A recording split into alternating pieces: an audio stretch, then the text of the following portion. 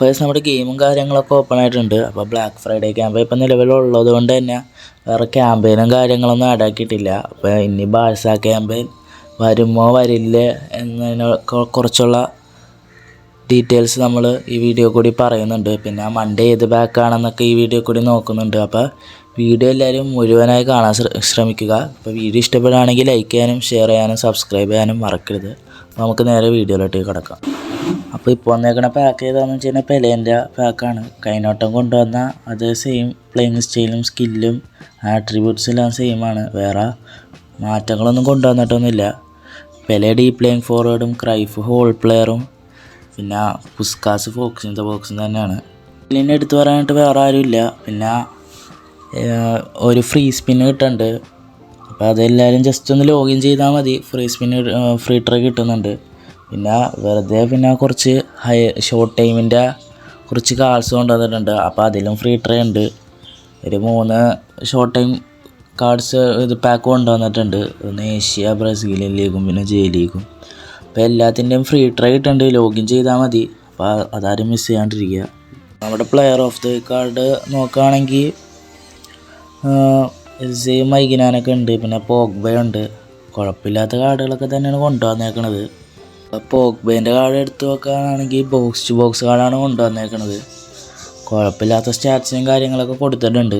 മൈഗിനാൻ്റെ card എടുത്ത് നോക്കുകയാണെങ്കിൽ attacking goal കീപ്പറാണ്. വലിയ സെറ്റൊന്നുമല്ല, എന്നാലും കുഴപ്പമില്ലാത്തൊരു കാർഡ് തന്നെയാണ്.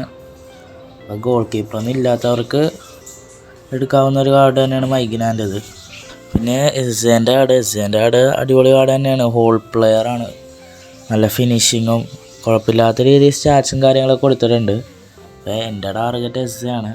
അപ്പോൾ നിങ്ങളുടെ ടാർഗറ്റ് ആരാന്ന് വെച്ച് കഴിഞ്ഞാൽ ഒന്ന് കമൻറ്റ് ചെയ്യും. ഡെയിലി ഗെയിം ബോക്സ് എടുത്ത് നോക്കുകയാണെങ്കിൽ വേറെ പിക്കിനെയും കാര്യങ്ങളൊന്നും ആഡ് ചെയ്തിട്ടില്ല. ഇനി ഇതെപ്പോൾ വരുമെന്നൊന്നും പറയാൻ പറ്റില്ല.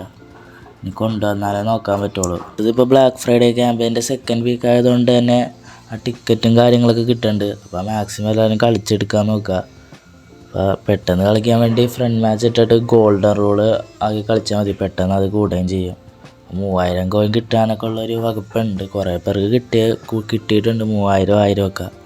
അപ്പോൾ മിസ് ചെയ്യാണ്ടിരിക്കുക. അത് എനിക്ക് 50 100ഒക്കെയാണ് കിട്ടിയത്. ഇപ്പോൾ ഒരു ടിക്കറ്റ് കിടപ്പുണ്ട്. അതിൽ 3000 കിട്ടിക്കഴിഞ്ഞാൽ ചിലപ്പോൾ ഒരു പെലേൻ്റെ പാക്ക് ഓപ്പണിങ് കാണുമായിരിക്കും. പിന്നെ അടുത്ത് നോക്കുകയാണെങ്കിൽ മാച്ചിൽ ഇവൻസിൽ PvPയിൽ സാധാരണ ഒരു 50 കോയിൻ വന്ന് കിടപ്പുണ്ട്. അപ്പോൾ എല്ലാവരും അത് കളിച്ചെടുക്കുക. പിന്നെ AAയിൽ പ്ലെയർ ഓഫ് ദ വീക്കാറിൻ്റെ ഫ്രീ സ്പിന്ന് കിടപ്പുണ്ട്. അതും കളിച്ചെടുക്കാൻ നോക്കുക. പ്രത്യേകിച്ച് വേറെ ഒന്നും ആഡ് ചെയ്തിട്ടില്ല ബ്ലാക്ക് ഫ്രൈഡേ ക്യാമ്പയിൻ ഉള്ളതുകൊണ്ട് തന്നെ. പിന്നെ ഇനി അടുത്ത ആഴ്ച ബാഴ്സേൻ്റെ ക്യാമ്പയിൻ വരാൻ ചാൻസ് കുറവാണ്. വന്നതിനാൽ ബാക്കി കാര്യങ്ങളൊക്കെ നോക്കാം. ഇപ്പോൾ അടുത്തതൊരു ഇമ്പോർട്ടൻ്റ് കാര്യമാണ്. ഈ ഫുട്ബോൾ ലീഗിൽ PvPയിൽ കർവാളുടെ ഷോർട്ട് ടൈം കാർഡ് കിട്ടണത് ഈ ഒരാഴ്ചയും കൂടിയുള്ളൂ.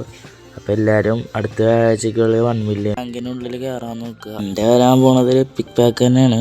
കോമൻ്റെ ഒരു കാർഡും പിന്നെ പെപ് ഗാർഡിയോളിൻ്റെയും റൊമാരിയോൻ്റെ ഒരു കാർഡും.